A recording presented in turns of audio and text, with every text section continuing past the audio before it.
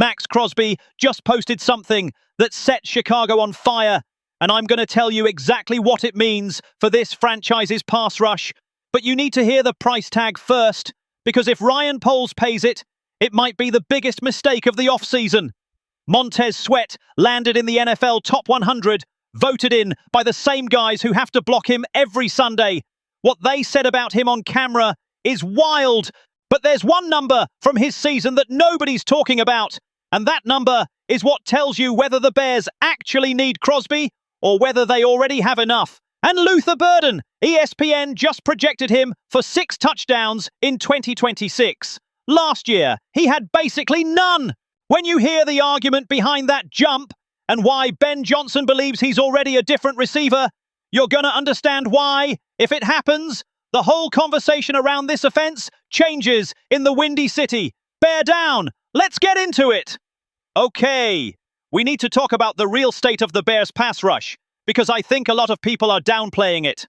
And the news this week cracked open a door we thought was closed. The Chicago Bears generated 35 sacks all of last season, 35 over 17 games. That's an average of just over 2 per game. For context, the teams that go deep in the playoffs, the ones that make quarterbacks' lives miserable, they live in that 45 to 55 sack range. The Bears were 20 sacks short of that baseline. That's not a footnote. That's a real problem, and the offseason did not fix it. Dayo Odeyingbo came back after tearing his Achilles last year, where he managed 1 sack in 8 games before going down. Austin Booker, who a lot of people were hyping as the next guy up, finished with 4.5 sacks in 10 games. Look, 4.5 sacks in 10 games isn't bad for a young player still developing. But when we're talking about a team trying to make a Super Bowl run with Caleb Williams in year 2, that is not enough. The one guy who survived that equation was Montez Sweat, and we'll dig into him in a second. But the point is, Sweat can't generate the pressure alone. And that's exactly where Max Crosby comes back into the picture this week. Crosby posted something on X that reads, and I quote, "Stop people pleasing, handle business accordingly." You can read that however you want. But when you're talking about a 28-year-old who plays for a rebuilding team who was about 6 hours away from being traded to the Baltimore Ravens 6 months ago before the deal collapsed over his medical records, that message does not exist in a vacuum. People are speculating, and honestly, I get it. Let me give you the full context on that failed trade. Baltimore had agreed to send 2 first-round picks for Crosby, 2 firsts. That's elite valuation. That's not a rotation piece.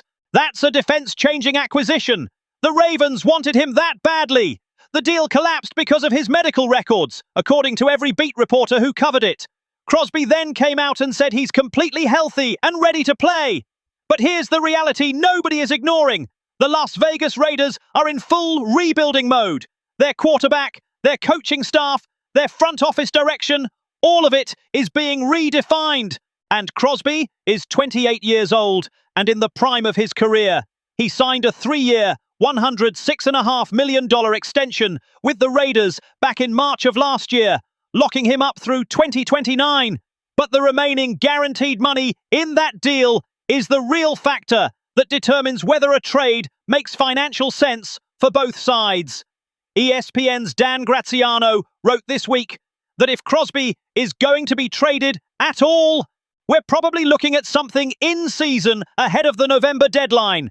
And he listed the Bears explicitly as one of the potential landing spots, alongside the Cowboys, the Bills, and the Patriots. Let's be real. Among those 4 teams, which one has the strongest case for pursuing Crosby in terms of schematic fit, competitive window, and absolute positional need? It's the Bears. The argument is almost too obvious. You've got Caleb Williams in year 2. You've got an offense Ben Johnson is building to be a top 5 unit in the league, and your single biggest defensive vulnerability is still pressure on the opposing quarterback. Now let me make the counter-argument, because I'm going to do this honestly. The first obstacle is price. The Ravens offered 2 first-round picks. Ryan Poles is not paying that kind of haul for a player with a questioned medical history. The Raiders know the price dropped after Baltimore walked away, but that doesn't mean they're giving away their best pass rusher. And Poles, who has been methodical about how he manages the cap and draft capital, is not making a panic move. The second obstacle is timing. If there's a trade, it happens at the deadline in October, like Graziano says. Not before. The Raiders have no incentive to move him in June when they don't know how their team is going to look. And the Bears won't overpay without seeing whether their current roster can generate enough pressure in the first few weeks of the regular season. The third obstacle, the one almost nobody is mentioning, is the medical records themselves. That's the same reason Baltimore walked. Poles is going to do the most thorough due diligence imaginable before adding an asset of that magnitude with that kind of history. If the Harlers Hall medical staff says there's real risk, the trade does not happen, regardless of how badly they want Crosby in the building. My personal take, and I'm going on record here, I think Crosby is still a Raider in September. But if the Bears start the season 4-1 or 4-2, and they're in the playoff conversation, and Crosby is available at the deadline at a reasonable price, say a first and a depth piece, I think Poles makes that call. Because in that scenario, the difference between a 35-sack pass rush and a 50-sack pass rush could literally be the difference between losing in the wild card round and making a deep run. The X-post is ambiguous. It might be personal motivation. It might be a response to critics. It might mean absolutely nothing about a trade. But when you're a Bears fan, with the hunger this fan base has for an elite pass rusher alongside Sweat, y'all don't understand how badly this city wants that pairing. Every signal becomes significant, and I completely understand why people are reading it that way. And while everyone's talking about what we're missing on the pass rush, I think it's worth stopping to talk about what we already have. Because the Bears community, bro, we spend so much time in the deficit narrative that we sometimes forget to credit what Sweat actually was last season. Montez Sweat was voted number 91 on the NFL Top 100 by his own peers. That is respect from the guys who actually have to face him. When a player says another player is elite, they're not doing PR. They're acknowledging something that affects them personally on the field. And the things they said about Sweat this week were notable. Max Crosby said he still remembers watching Sweat run a 4.4 flat at the combine at 255 pounds. For context, Crosby ran a 4.6 at the combine, and that was already considered fast for a defensive end his size. Sweat ran 0.2 faster at the same weight. That speed is what separates him. It's not just technique. He physically moves at a speed that offensive tackles cannot process with the same mechanisms they use against normal pass rushers. Arik Armstead added something that I thought was technically precise. He said Sweat plays like a mummy, with his arms always extended, and that makes it impossible for offensive tackles to establish clean contact on his body. That is a textbook description of arm-length leverage. When you combine that natural extension with Sweat's first-step quickness, the tackle has to make an immediate decision. Do I try to cut him off with a low punch, or do I follow him wide? Neither option is good. And Sweat himself said exactly what he needed to say when the reporters asked him about the external noise around the team's pass rush needs. He said, "You hear the chatter. It is what it is. Everybody has an opinion. We've just got to go out there and do what we've got to do. That's it. That's the mindset." He's not dismissing the conversation. He's not validating it. He's channeling it into the work. Now the numbers from last season, 10 sacks, 53 tackles, 13 tackles for loss, 3 forced fumbles, 5 pass breakups, and 54 total pressures on the quarterback. That last number is the one I care about most. 54 pressures. That means, on roughly 3 out of every 5 passing plays, Sweat was creating some level of discomfort behind the line. That is real impact, not just clean stat sheet production. Ben Johnson said earlier this month that when he went back and reviewed the self-scout from the full season, he considers it probably the best year of Sweat's career. Debatable in terms of raw numbers, maybe. But what Johnson is reading is something deeper.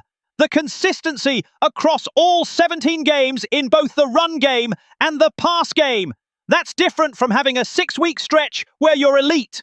The real issue, and I'll be direct here, is that Sweat still can't do it alone. Nobody can. The greatest pass rushers in NFL history accumulate 15-16 sacks per season, in large part because there's someone on the other side forcing the offensive tackle to make a decision. If the left tackle knows he can shade towards Sweat without consequences because the defensive end on the other side isn't a real threat, you're going to see Sweat getting doubled on the most important plays, and that limits what he can produce. That's why the Crosby conversation, or any addition to the pass rush, isn't about replacing Sweat. It's about freeing Sweat to be exactly what he already proved he can be, without that extra defensive burden on every critical down. And to close things out, let's talk about something that has me genuinely excited about this offense in 2026. Because ESPN dropped receiver touchdown projections this week, and the one for Luther Burden has an argument behind it that goes way deeper than the number itself. Mike Clay from ESPN is projecting Burden for 6 touchdowns in the 2026 season. Last year, he finished with essentially 0. Why? Because he saw only 1 target in the end zone during the entire regular season. His expected touchdowns, based on where he was targeted on the field, was 1.2. That ranked him 115th among receivers in the entire league. In other words, Ben Johnson's offense simply did not use Burden as a red zone option at all. The reason Clay points to is specific. Burden came in as a rookie with 53 total touches, operating mostly out of screens and short connections. That's valid for a first-year receiver learning a new system. But there's a documented pattern in the NFL where receivers who finish with fewer than 3 touchdowns on more than 50 touches in year 1 see a significant jump in year 2 when the coaching staff starts designing plays for them, specifically near the goal line. And now there's 2 very significant absences in this offense that Burden can fill. DJ Moore and Olamide Zaccheaus combined for 9 touchdowns, 15 end zone targets, and an expected touchdown total of 8.6 last season. Both of them are gone. That percentage of scoring opportunity exists in this offense for someone. The question is, who gets it? Ben Johnson this week at minicamp was clear about what he's seeing in Burden. He said the game is slowing down for him, that he's no longer processing the defense while he runs the route. He's doing it before the snap at the line of scrimmage, that Antoine Randall and Isaiah Ford are doing a phenomenal job expanding his route tree. That is not hype language. That is coordinator language, describing a receiver making the transition from a reactive player to an anticipatory one. And there's one more thing. The beat reporters covering Hallas Hall have noted consistently that Burden has been in the facility all off-season. That's not a detail mentioned by accident. When a second-year receiver who had a mixed rookie season is showing up voluntarily and putting in the work before training camp even opens, that tells you how he understands his own moment. Look, I could be wrong, but my read is that Burden in 2026 doesn't just hit 6 touchdowns. If this offense incorporates him as a real option in the last 10 yards of the field, which Johnson's scheme clearly allows, and if Caleb Williams builds the kind of trust in Burden's shorter routes in pressure situations that he already has with Odunze, 6 touchdowns is the floor, not the ceiling. And that is a very different conversation than the one we were having about him back in September. That's everything I've got today, fam.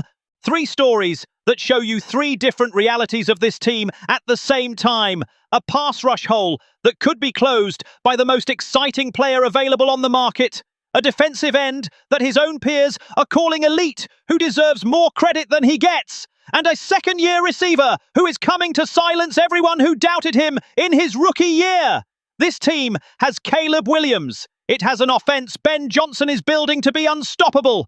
And if the pass rush takes the step it needs, whether that's Crosby, whether that's Sweat elevating the guys around him, whether that's Booker or Odeyingbo finally putting it together, the Bears are going to be the most dangerous team in the NFC North and one of the most dangerous in the entire conference.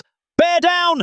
If this breakdown gave you something to think about, drop a like, subscribe, and tell me down in the comments. Should Ryan Poles make a move for Max Crosby at the trade deadline? Or do you trust what's already in the building? I want to read every single one. Da Bears!